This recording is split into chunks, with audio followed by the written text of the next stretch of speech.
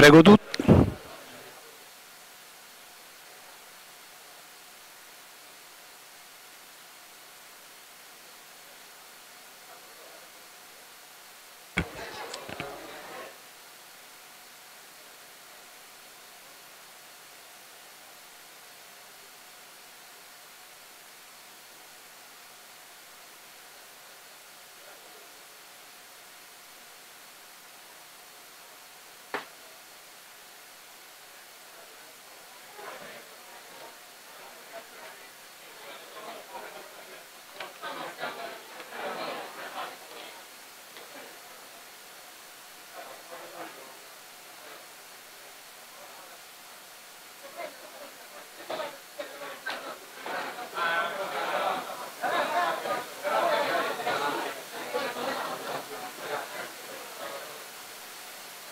Chiamiamo all'ordine, se no non si parte più. Prova? No, non mi ha tolto l'audio.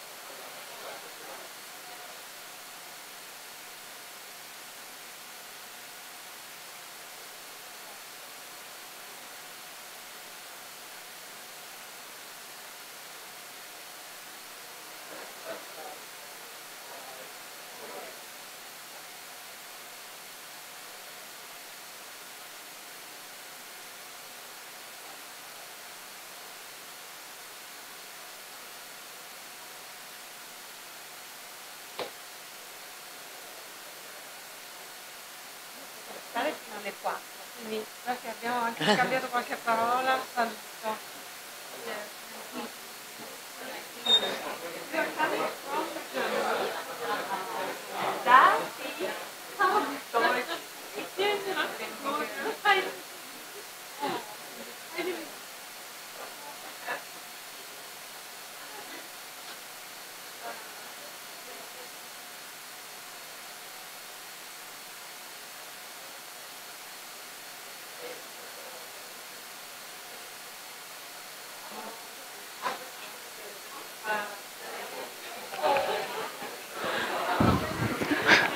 Prego tutti.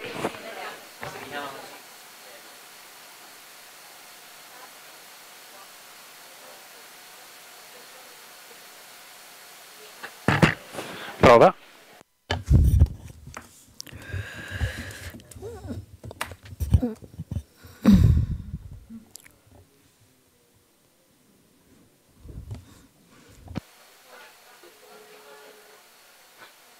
Prova. Prego di rientrare per favore. I lavori riprendono. Please come in. Please come inside. I lavori riprendono. Prego tutti di accomodarsi. Prego i ragazzi della scuola di Prato di avvicinarsi al palco nella parte centrale dell'aula per la premiazione.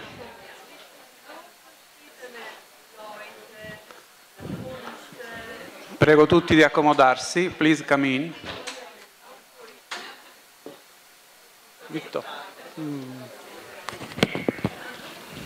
Ok, prego di riaccomodarsi. I ragazzi della scuola di Prato, Presidente là, per la premiazione e per le targhe. Prego accomodatevi. Possiamo chiudere le porte per favore? E si ricomincia. Prego. Allora.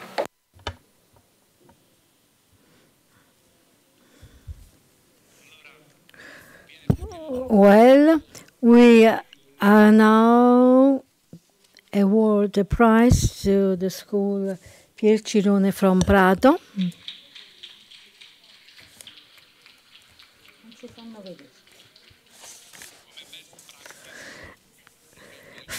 As a best practice in the open day field, the students really left this morning and they came to Campania to us. So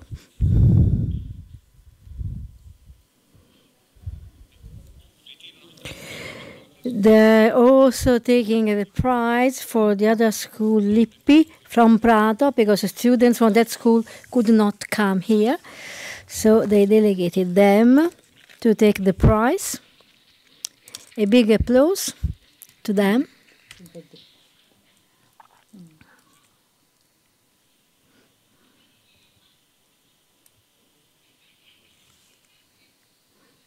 Center.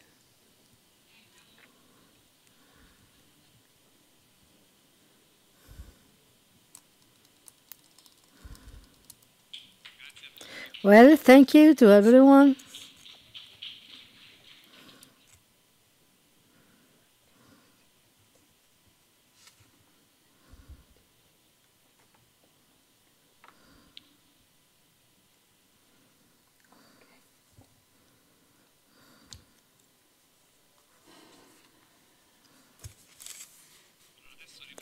Now, the Vice President of the Regional Council will take the floor again. Mr. Casillo, please. Well, thank you. Good afternoon. I welcome you here again.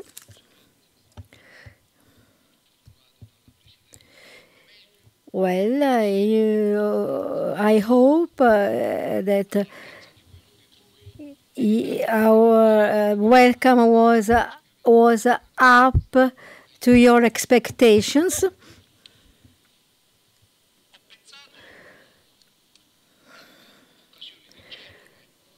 On those kinds of occasions, I thought of which one could be the best welcome, institutional welcome. Since I think that the technical matters will be still discussed by authoritative representatives, also with the presence of 3 regional councils, presidents of the commissions who are near me. Well, at the political level, I was thinking, what would we get from this kind of experience?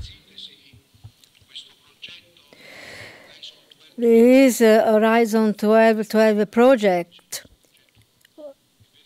which really includes this project of the Regional Council and Salerno University, has got a fundamental objective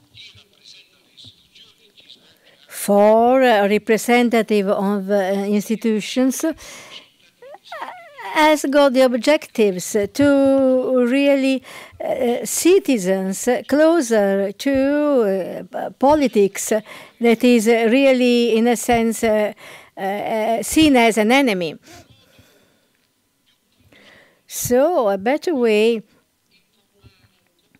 to inform to inform citizens and to communicate knowledge is certainly suitable, and also tends to limit the excess, the abuse of politics. But at the same time, I'd like to add that in this kind of situation, Italian situation, it is different from the situation in other countries and in other Italian regions, and we should recognize that. And we live in a context where there is where economies are not harmonized, and we live in a place where our cultural fabric is different from yours. We have also got problems of a social and economic nature. We, on the 4th of March, we had our political elections, and I felt a bit worried, in a sense, because so many subjects were faced: the flat tax, 23%, 15%, the citizenship income. But I never heard anything about two fundamental topics that are included in the process of technology. I mean, I heard nothing about the corruption and about the crime. These subjects were not dealt with by the political agenda. But in the end, elections were won by people who proposed something different. For a tax of 15%, or it was by people who proposed citizenship income. That really let me understand how important is communication. We are the stakeholders of communication, of course, and we realize that if that is not managed in a balanced way, we really see that ideas can be really confused.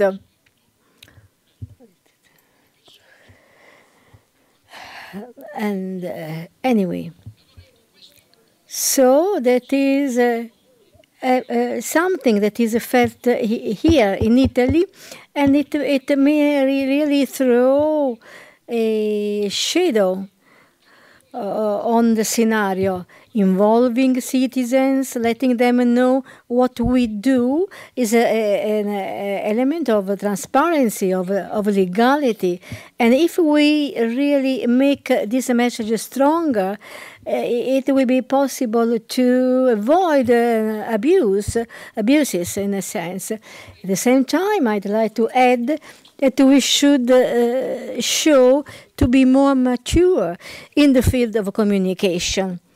For example, if we go to a hospital and we see that in a ward there are 20 stretches, for example, and if we say that there are 20 stretches, well, we represent a negative element, of course, because in a democratic country, well, that situation should be avoided. But if we could add that some months ago the situation was worse, well, I mean that the communication should be managed in a soft way. That is what I perceived from today's discussion, because we need people who can help us get again a right relationship with the citizens and with the society, because I do think that politics should be a reference structure, reference point. Because we know that the criminal phenomena exist every day in our society, also with the political responsibility. So because I said already that politics should be considered as reference points, but anyway, if politics is wrong, well, we should consider all that again. We should really take into consideration all the people who really take care of society. We should learn what happened in the past. It is not easily understood. And we should act so that our country that has got difficulty in ranking high as to the struggle to crime, well, I think that we, as the President President Regio said, we should remember that we are really experiencing new realities. We are a new involvement of public opinion, but all that has got a sense if institutions can gain a better consideration in their relationship with the society. That is just one of the aspects that impressed me. But is something important, of course, and so I hope to hear something more from all next speakers. Well, we are ending the floor to Mr. Giuseppe Fiorello. Good morning to everyone. I thank all the people who are following us also by streaming. I am responsible for the information system of the Regional Council, and I'm also responsible for the open data in the Regional Council. Within our organization,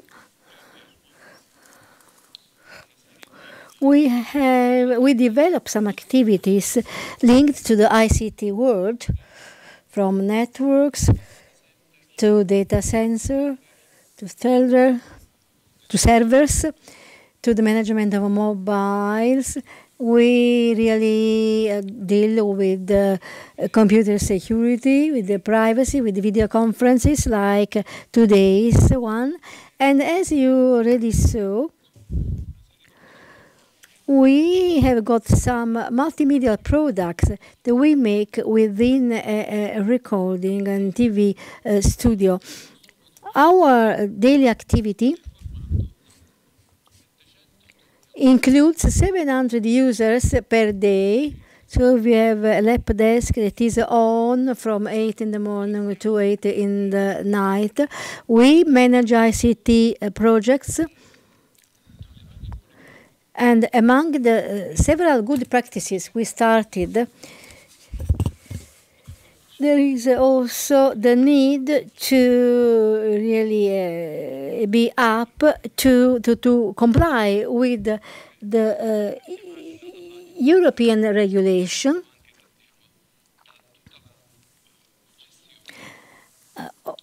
as to what concerns the management of a public administration.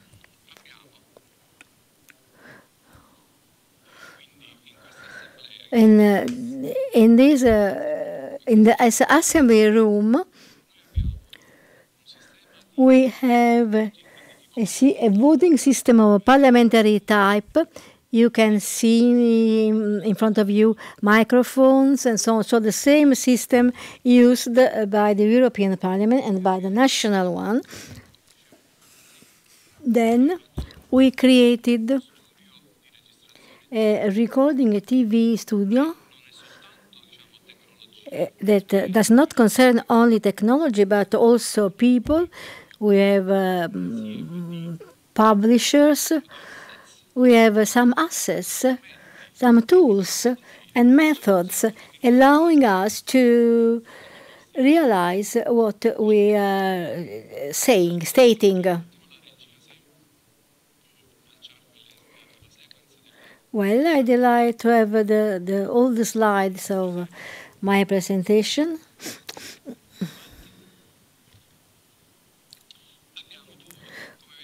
As you can see in this room, in June 2017, we developed a dematerialization system using the Wi-Fi network already present for the dematerialized visualization of the documents in the room.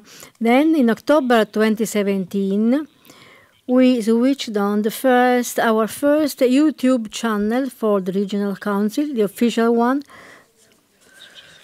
later on. Well, let's stop here a moment. So we have a huge amount of data, both of documentary type and of multimedia type, which need being communicated in a table way, but one of the excellence table concern the data in open data modality. What is our regulating reference point? It's the regional law. So Messi Trombetti law is the Act number 14 of 2013 that set up some rules giving a regulation both to the regional council and to the junta about the modalities by which both these boards must manage the data in an open format. Just relying on these remarks, we came to know that Salerno University, so another reality of Campania, another institution, was the European coordinator of the project Route to PA. It was already illustrated, described this morning, but by large it has got the intention to supply tools. So we really made an agreement between the public sector and the administration. We made this kind of agreement so that these methods, these tools, which were made available by the university in the European context, could be used to build up our data sets. We really made a work about the activities divided into several work actions, following some project management procedures, just because it's our habit to work in that way on this kind of matters. So in 2017, we realized our first open data portal that includes some data sets, not so many. This morning there was the intervention by AGIDS, and which gave some indications about the data sets necessary for the different organizations. We were mainly interested by the way to match the possibility we explored, so to produce data sets of a voluntary type focused on the type of data produced by our regional assembly. So we started from data of the regional election of the third millennium, going back to the 2005, 2010, and then we also took other data concerning this room activity. So we really use the reports containing documents with the related data, and we drew up some data. These are some visions of this platform, and then these are some the data, which some elements which allowed us the co-creation of data, because people from the public administration started to use semplici. This tools is a social tool, so the level of penetration within our administration was rather high, because these tools are simple indeed. What was difficult was to imagine which data sets to build, but the tools are very, very simple indeed. Therefore, in December 2017, we decided to build up an entire section on our portal dedicated to open data.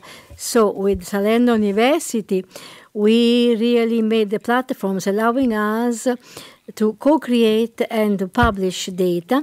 This platform was just joined to the national portal, and on its date it was joined to the European portal of data, the Eurodata portal.eu. All that was organized in a web page, including all the links, including the link from the regional council, ITER, that is of territorial training. We just included the links into the YouTube channels. So from tomorrow onwards, you will see also the movies of today's meeting. You will also see the interviews to all our speakers. So there is a more modern way to disseminate communication. One of the projects which will be protagonists in 2018 is that the Open Mediateca.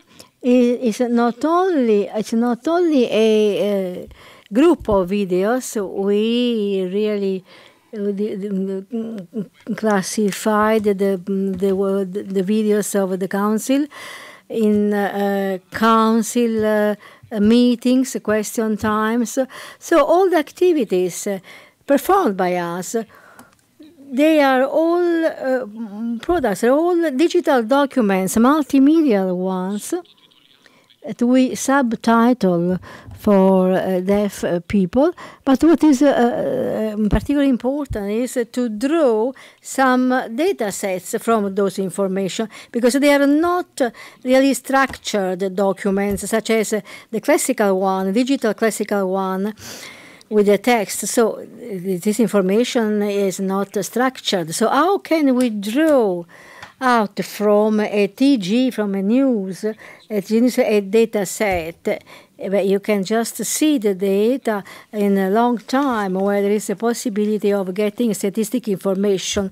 So where it is possible to draw some elements characterizing for the communication. So that page, on the left, we put the player, the video player. There's the link to the YouTube channel with all our multimedia products. On the right, we have the transcription of what was written there, with the link on the timeline, in the sense that if we look for a word on the right, by just clicking on a link on the right, we'll get the film sequence you need about a specific topic. At the bottom, you can see the written report in PDF.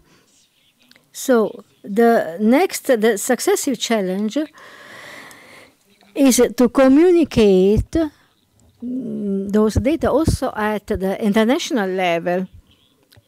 In May 2018, in some months, together with Southern University, will really present a scientific paper realized on the agile production of quality open data.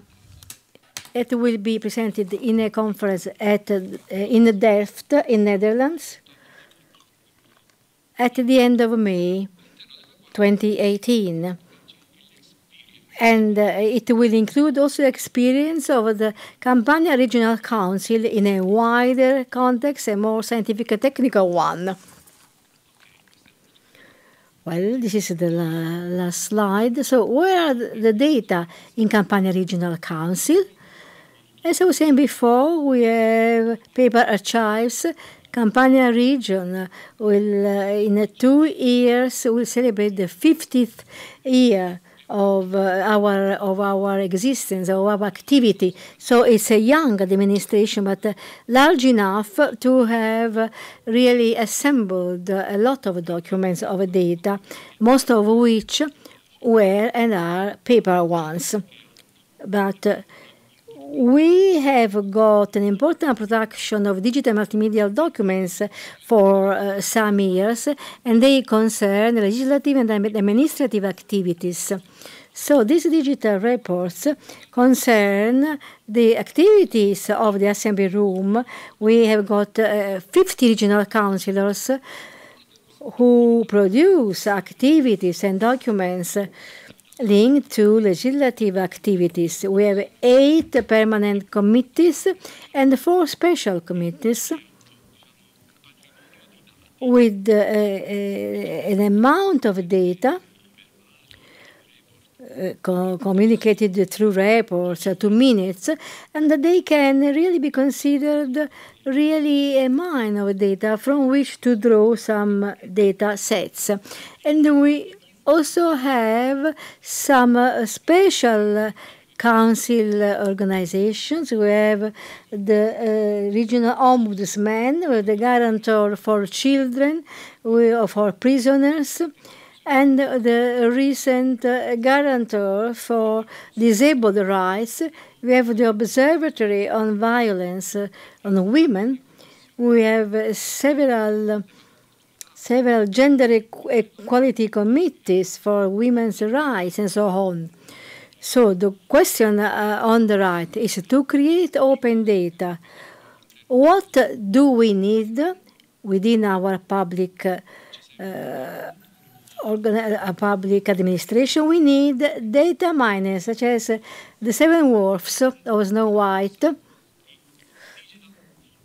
We need this data miner. Thank you for your attention.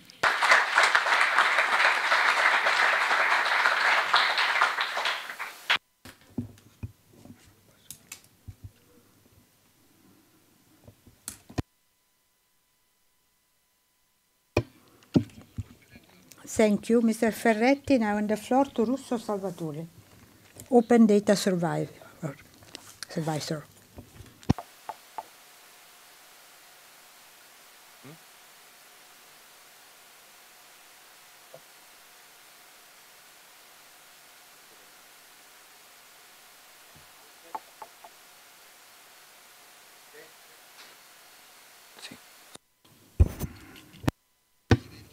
Thank you, Mr. President. I welcome all the authorities and all the participants.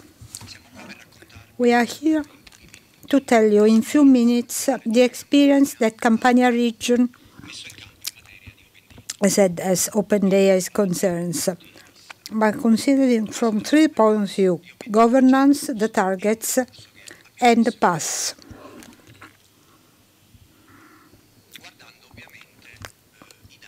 Obviously, the data, the open data, from a double point of view, their value and the obligation.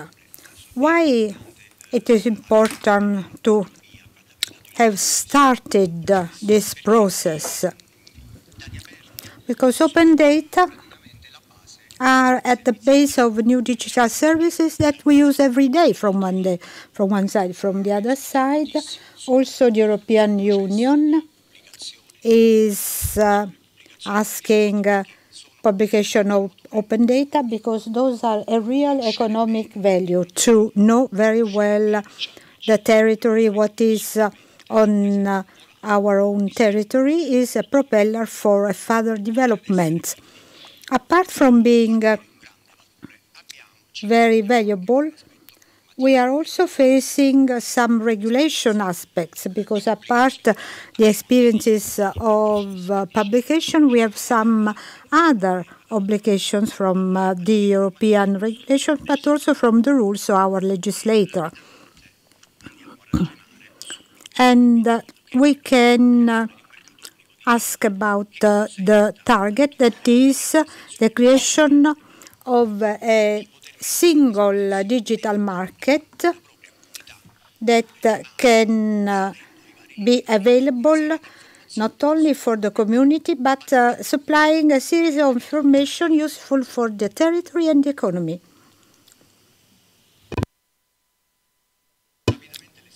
I'll tell you the regional experience of Campania region. The region was the last in the survey about the survey on the publications of data. We published 2 data sets out of 48, which is the basic basket, let's say. So we were last with just 2 data sets. I was appointed open data responsible since September 2017. So what did we realize? We have formed a team that included the best experts as the ICT information of Campania region, and we started to imagine which could be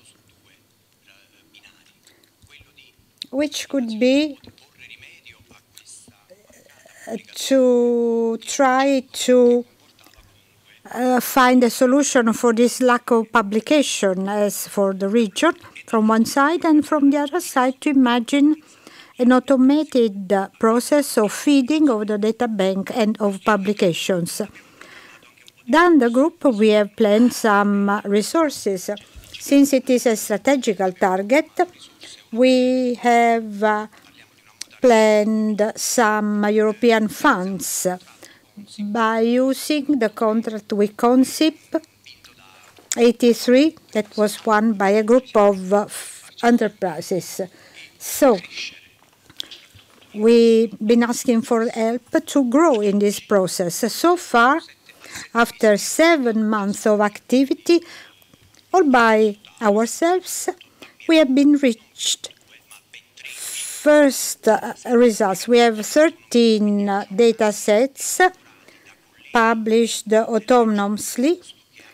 They've been updated by colleagues over the regions that have studied and they've been considering the open data topics. We have formed the new data sets which belong to the Agit basket.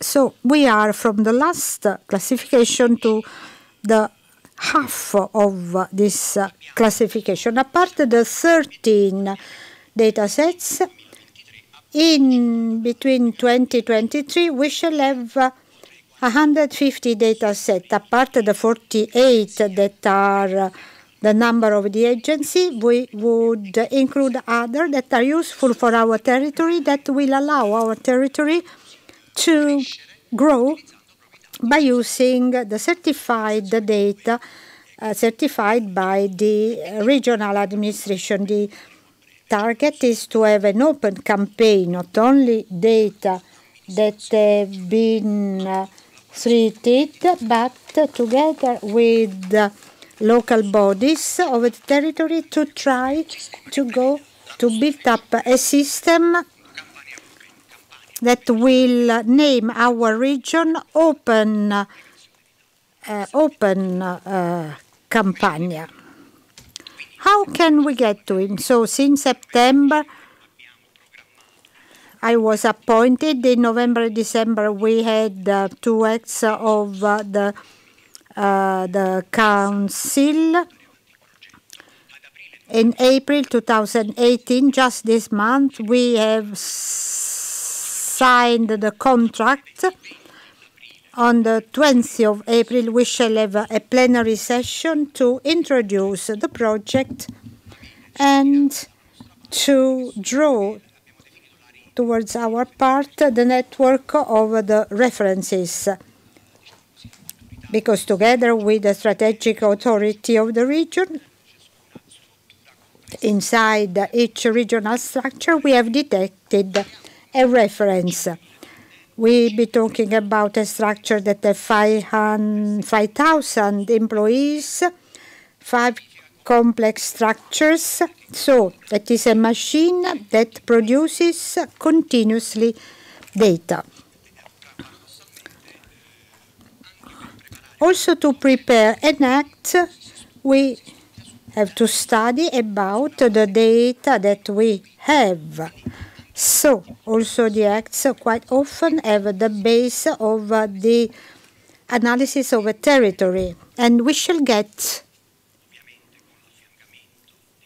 together with the technological partner that we have chosen through the concept convention, to a process of management of the data autonomously. That means that in a first phase of experiments that will start next week, we shall also have other director, and this will give us the total of the structures within July. The fundamental experience I would like to underline is the need to detect the most useful profile to advance this kind of work. And I would like to suggest this to people that are tending towards those kinds of projects. Just if we succeed inside the organization to detect the one that work for something, and the colleagues and the officers that are more suitable to manage this type of process, because of course the processes are not all similar. So just in this case, we need a skill that get new technologies, that include new technologies. So we've been asking to the responsibles of the structures to tell us the profiles that are near to this kind of skill. So communicators, engineers, and IT technicians. The regional target is to be autonomous.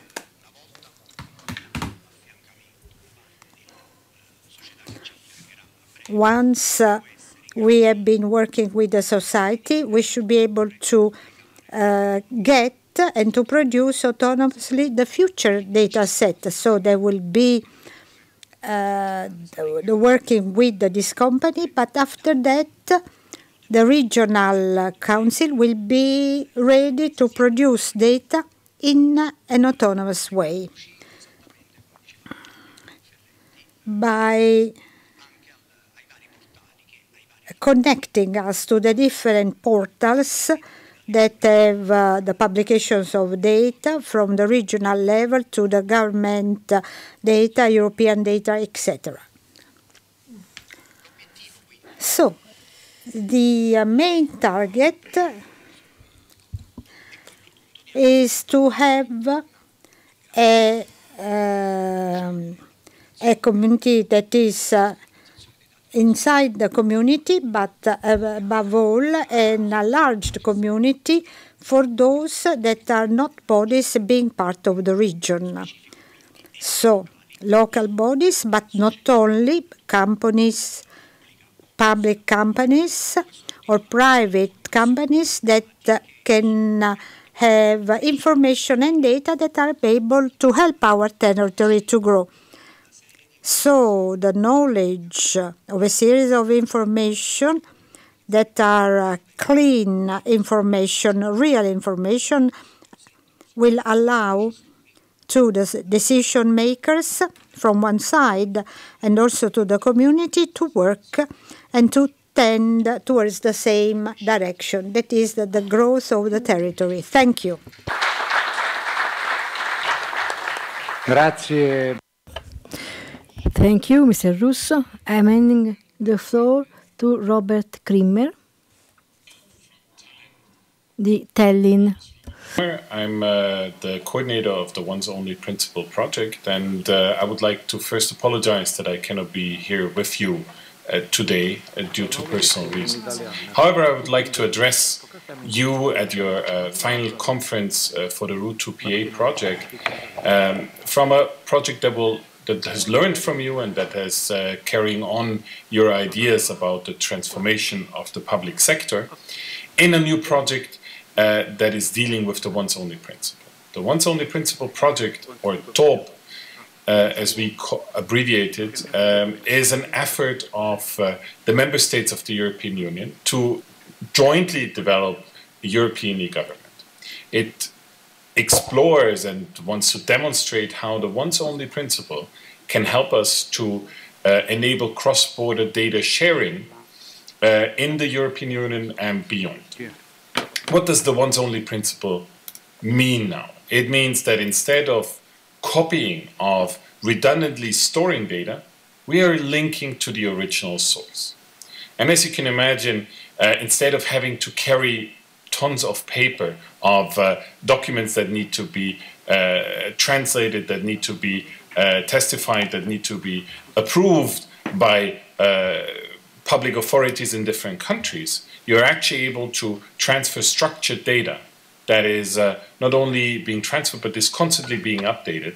And whenever there is a change in the source data, also the using application in the other country will be able to benefit from the updated data. And that is the principle, that is the idea behind the Once Only Principle, that instead of making out-of-date data, actually, by copying it, we are linking to the original source. So a large-scale pilot like TOP is, of course, not something that comes in easily. So it's an effort of some 50 partners across the European Union. And we are actually wanting to connect up to 60 information systems altogether and develop a data exchange layer between the European countries, following, of course, the subsidiarity principle. So we're not there to make a prescription of one data exchange standard that everybody has to follow and implement in their own systems, but rather we provide a system that each member state can connect to and actually use to exchange the data of any kind. That is our idea in the end. And how do we get there? We get there by actually doing 3 pilot areas in which we are seeing how can we actually exchange the data, what kind of problems do we experience and how can we overcome them. So we're doing a proper drivers and barrier analysis, we're doing an impact assessment, so that we actually learn how we can roll out such a system on the long run. We're not reinventing the wheel. We're actually building on existing building blocks available through the Connecting Europe facility. So like EID, we're using e-delivery, and by that we want to further develop European e-government. So essentially we are about connecting data providers, base registers in one country to the data consumers and the service layer in another country through a federated architecture that actually TOP will be developing. TOP has started last year and it's going to run till next year. And in that we are an effort to provide our information and our research transparently to you. So we have also our deliverables all up on the website top.eu, and I hope that you will have a fruitful discussion around the Once Only Principle or what you can take from it in your conference, and I'm happy to take any questions that might come. I will try to follow your discussions using the online link provided to me. And with that, I wish you the best of success for your meeting, and looking forward to interacting with you, even if it's only remotely. Thank you very much. Oh, from Tallinn, my name is Robert Krimmer. I'm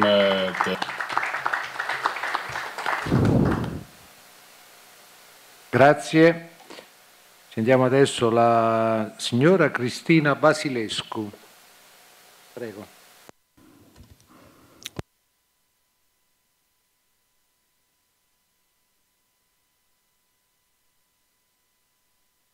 Good afternoon to everyone. I'm Cristina Vasilescu. I'm the project manager of the project Enlarge. Thank you, first of all, for inviting us. And I'm very pleased to be here and to have this interesting discussion. And most of all about your project, but especially about transparency, participation, open data.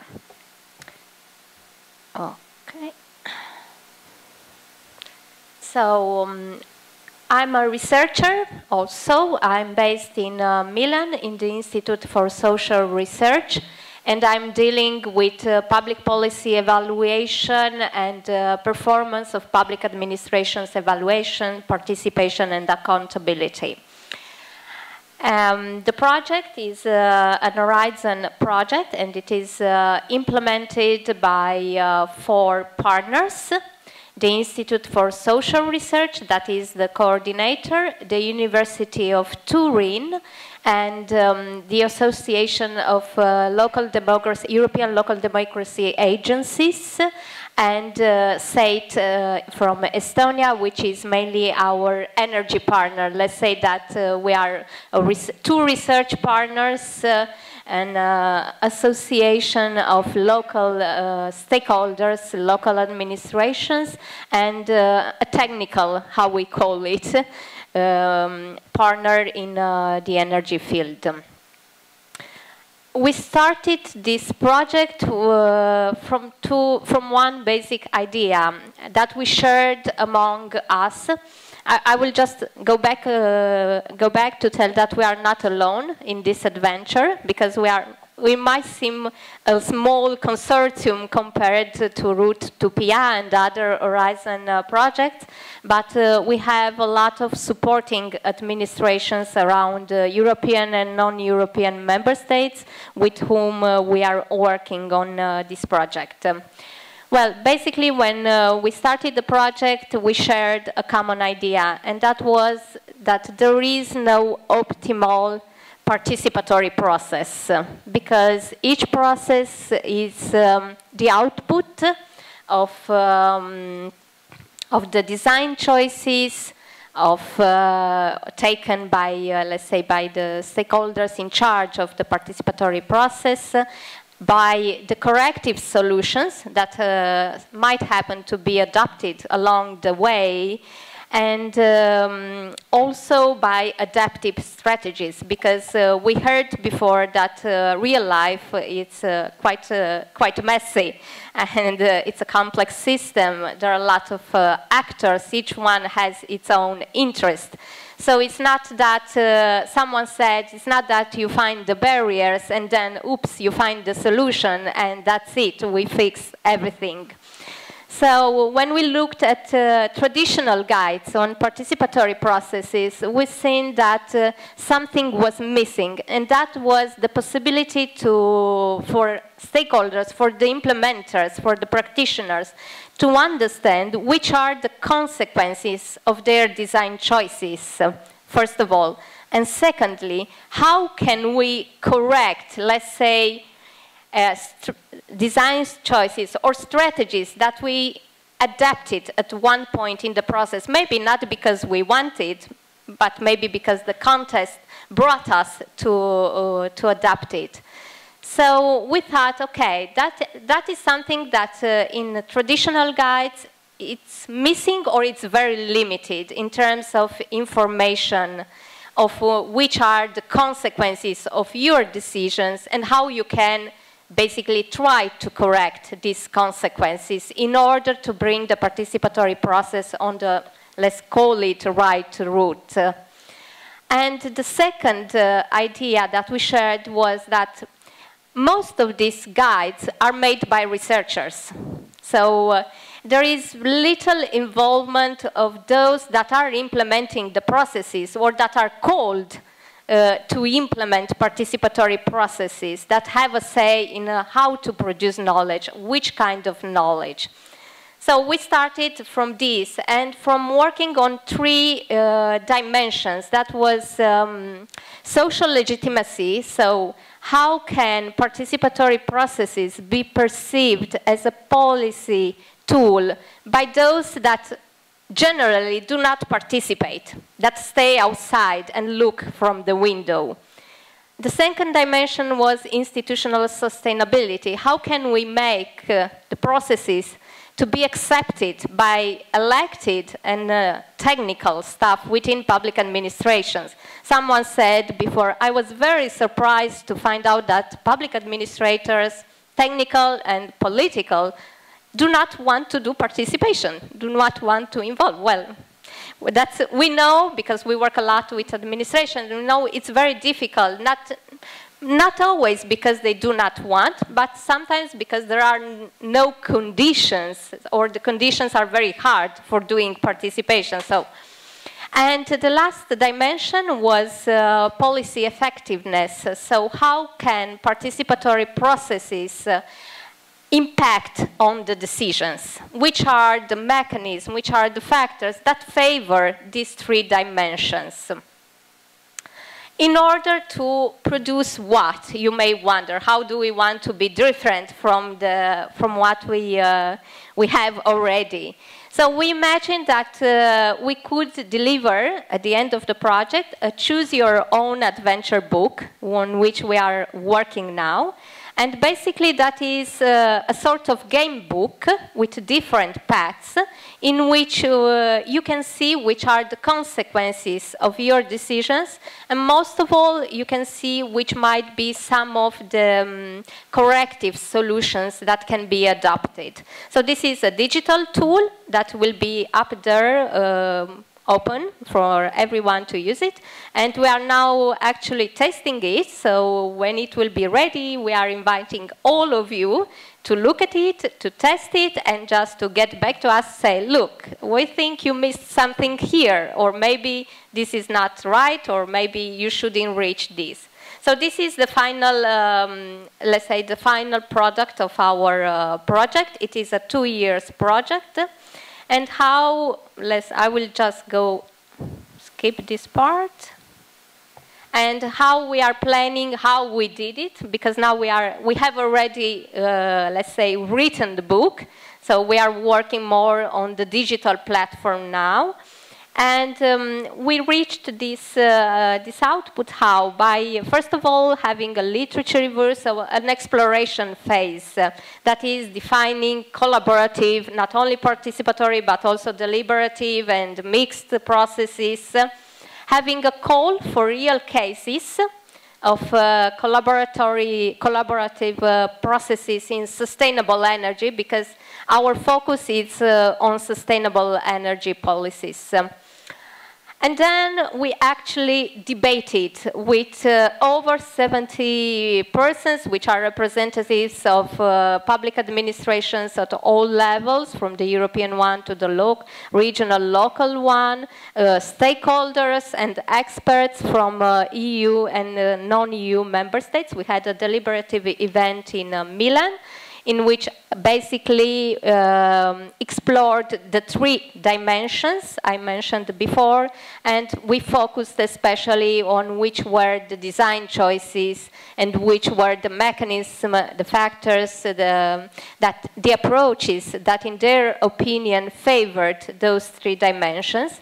And the production phase, first of all, our Choose Your Own Adventure book, and we have a lot of, we also have produced a lot of literature review reports, and most of all, I would underline the manifesto for boosting collaborative processes, which is actually a synthesis of the results of the deliberative event, containing a list of factors that enhance the three dimensions.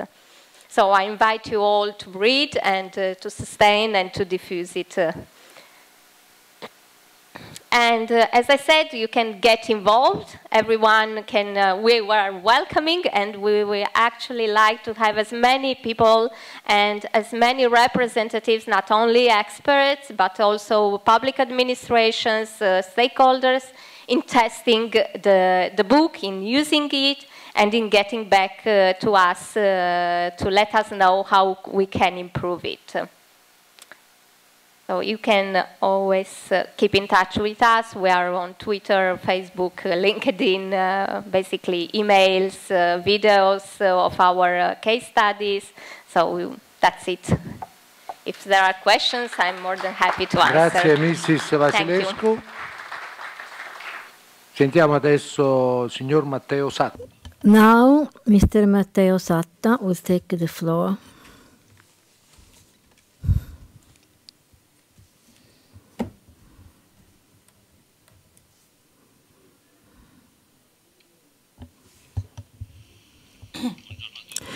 Good afternoon.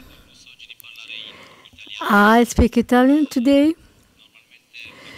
Generally, I always speak French or English. I'm Matteo Satta. I work for the city of Sile Mulino. For those who do not know where it is located, well, it is halfway between the Tour Eiffel and Versailles Royal Palace. I'm here to present the Polyvisu project.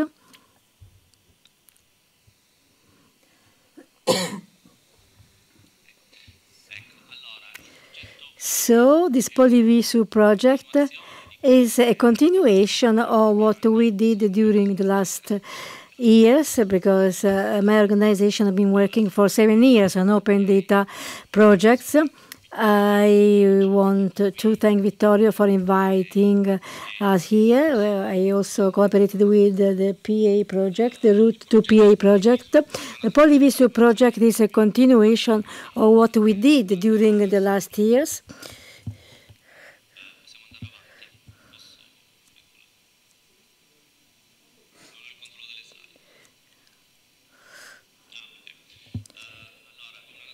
It is a continuation, as I said, because open data and the transparency are just one side of data. But data may be very useful also to improve services we have today. And it's an element which should be steadily improved. In this case, the project is addressed to mobility, meant as a transport. Is not the only element, the only case, because the approach should be really applied to other sectors too.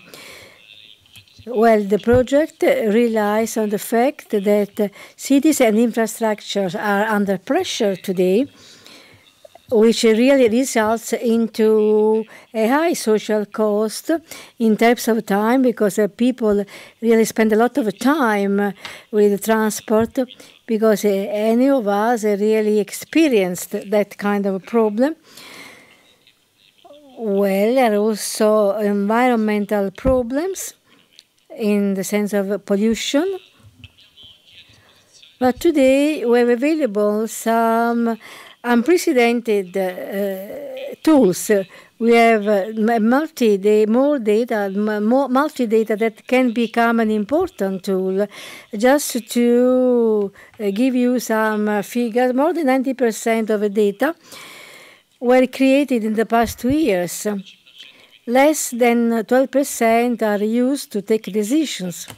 So in our administration, public service, we really don't take into account data. Polyvisu proposes a very peculiar project in the sense that beyond really proposing tools as intelligent visualizations and using real-time data, has got a peculiar spirit, because it wants to supply public bodies some tools meant as knowledge and as training. So it aims at helping people who work on the spot to develop a Polyvisu playbox. I mean, allowing people working in public administration to use data for better working, for better going on with their jobs. We have 3 pilots in the project. One is Gant in Belgium, with a particular case study, because they want, thanks to data, they want to understand how university students, a huge number of university students are there. They want to realize what impact they have on everyday mobility. So this will be a case study really linked to the management of traffic and to exceptional situations when a problem arises, just to predict what can happen. As to EC, these are the other kind of information. We have 240,000 vehicles per day on roll, and we have a congestion index equal to 33% or more. And above all, we have 2 big infrastructural projects ongoing. We are building an underground network with more than 200 kilometers and 250 stations that will be built in the next years, and will host Olympics in 2024. A sufficienza per provare. So we have a lot of exceptional situations to start tests. Then that slide concerns the idea for Polyvisu to create tools and data, not only to give tools to the population to take a decision,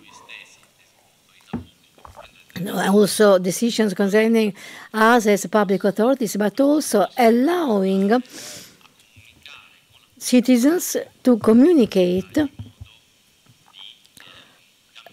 just to change their transport habits in a sustainable way. And one of the biggest challenges today is this one. Among the other things, we'd like to make another step to see how it would be possible to collect anonymous data from social networks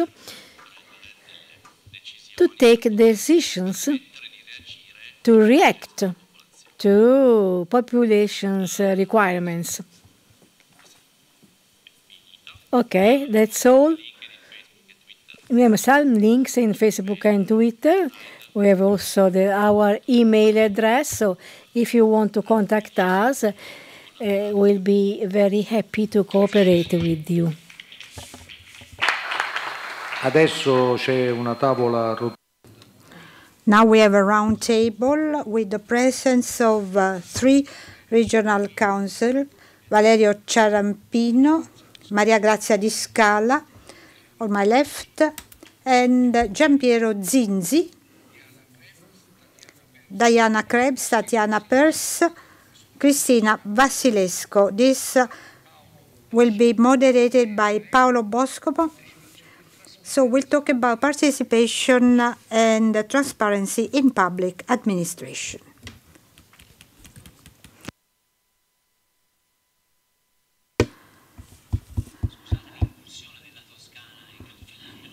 So excuse the participation of Tuscany here today, but this cooperation that we started with University of Salerno has been very useful. I've got the task to be coordinator of this round table, but also to bring about my experience. People have been introduced before. What I would like to ask to the political representatives of this round table, I cannot ask technical things, but it would be interesting to understand.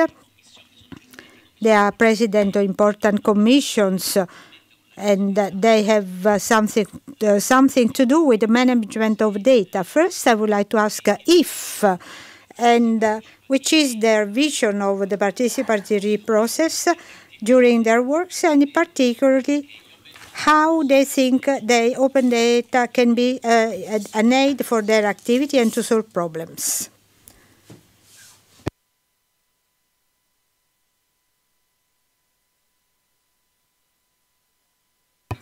Thank you. Good evening.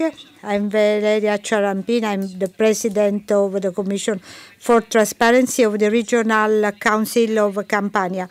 I want to ask the organizers for the invitation to this event. I've been listening to all the papers.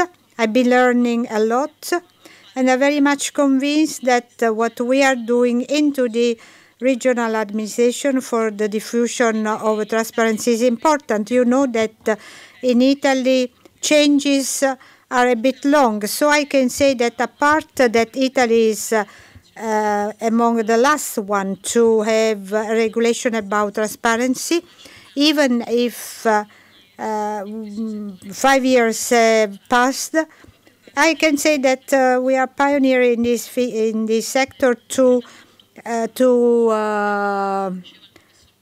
disseminate transparency. The contribution that I can bring to this discussion is not a technical, but empirical contribution of a person that needs transparency, because, of course, transparency is qualifying.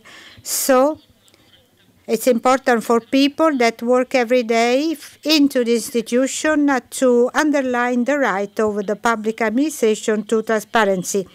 I heard a series of words that is network, so I will get in touch with most of you because you can help me for the work I am doing, so I will thank you very much.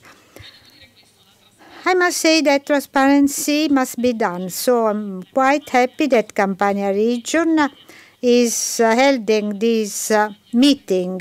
It's called Campania General is the last one. Today we are here to compare with so many international realities about transparency. But I must share what Mrs. Vasilescu said, that is that there is a kind of reluctancy as to the transparency and the participation. So first of all, we have to eradicate this reluctancy. I am into a commission for transparency, but at the regional council, they do not accede, even if requirements have been done, to the dynamic data of the regional budget. It's like that, because the works of the Commission are followed by through 3 councils, and this is a region where there is a regulation of the President of the Council that stresses that to participate to the commissions, we must have its permission. So we must remove those reluctancy. But Campania region is the first one in this. I think it's the only region in Italy to have from a charter of a commission of transparency, apart then for the control of the activities of all the funding for the regional activities. Now we have to put into, we have to translate this element. So what I catch is also from people that do require transparency, because this is a new right of citizenship. Well, from those, transparency is meant just as a bureaucratic task and not as a key element that is qualifying for acceding to the rights. From the privilege point of view of my commission, there is a great need of participation by the citizenship, and just as approach to the work, we wanted to develop most of the work by answering to the requirement of the citizenship. So most of the work that we do derives from this need. So the need of transparency by citizenship, they are aware that through the transparency of the data and also the open data, they can have a control upon the administration. So there is a great demand of participation. So the administration must face this requirement.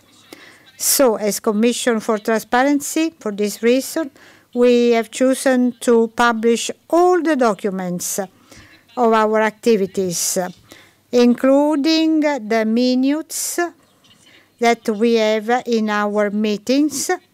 Those can be visualized on a site of the regional council. And we wanted also to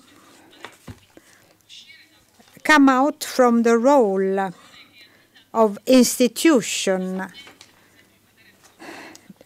that will show what has not been done by some people, but we wanted to overcome this real role of control to get a role of trust. So this was an institutional mission, that is to be some subjects that are promoter in this sense. And I want to introduce a project that I myself have promoted, and I think this can be an heritage for all the regional institutions and can be also extended to other parts of the public administration. That means the network of transparency in the healthcare system. It was created in Campania 3 weeks ago, and it's an unicum in our landscape. It has been accepted by the president of ANAC and GENAC. We've been asking cooperation for this project, and they have given us some experts. I want to tell you what it is about. We, in March 2016, we have a hearing because the first report of GENAC about transparency, that has been the only report just to the work of the healthcare firms as to transparency. Well, Campania region, as it happens, had the last place. So this was a kind of alarm, so we've been calling all the responsible for the transparency, not for stigmatize their work, but to understand where the problem was. Because an institution for transparency has to work with the other institutions to allow transparency. What emerged was were a series of critical points.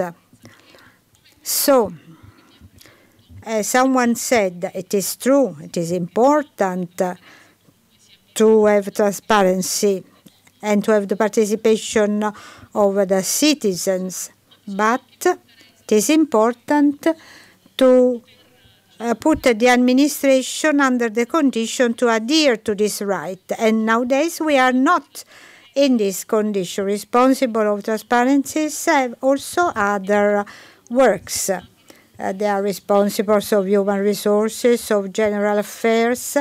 They do not have dedicated human resources, so as to the different requirements, there are no means to face them.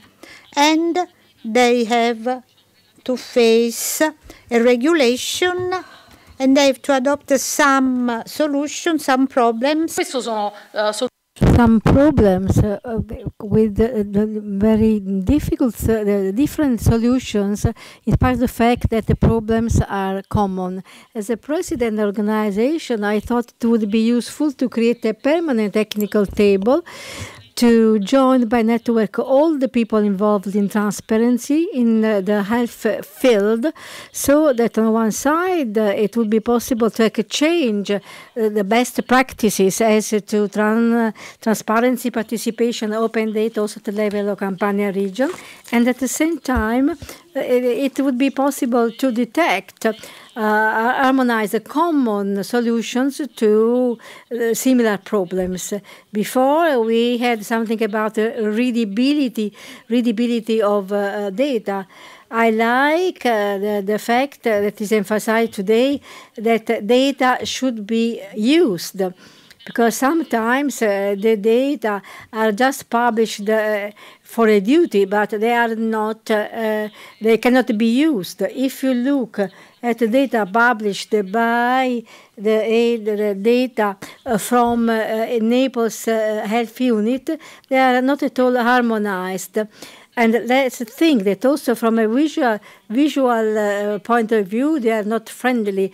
They are a bit frightening for those who want to interpret them. So that's why we'd like to guarantee a better use of the data published. So this initiative was really accepted with the pleasure by many medical organizations in Campania, and the people responsible for transparency thanked me because they didn't feel alone any longer. Before, we really circulated a questionnaire just to understand what kind of focuses to apply. So in a certain way, the network of transparency was already born with this requirement of participation.